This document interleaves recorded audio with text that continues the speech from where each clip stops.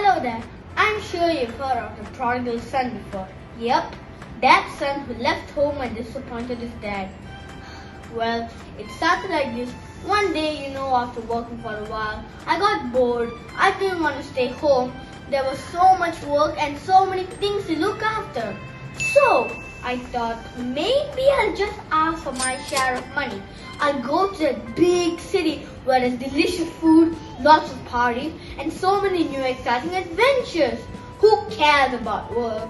After all, my brother is still home to help my dad, right?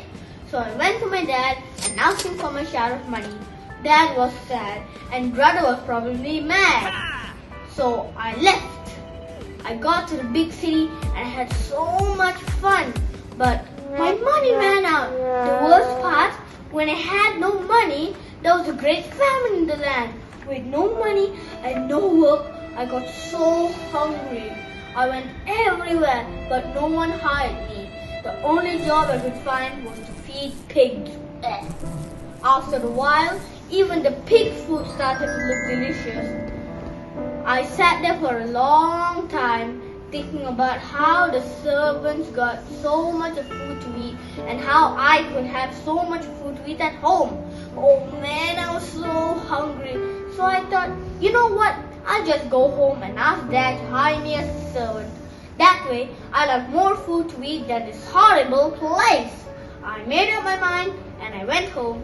I worried all the way home thinking about how to ask Dad for forgiveness and how to ask for the job. What if he didn't want to take me in?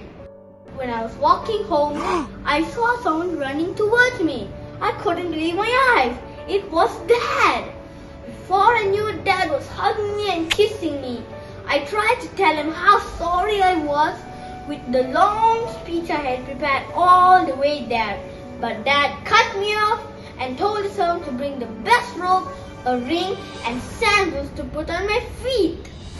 After a while, they were throwing me a party with a fattened calf. Everything happened so fast. Wow, even that memory is making me tear up.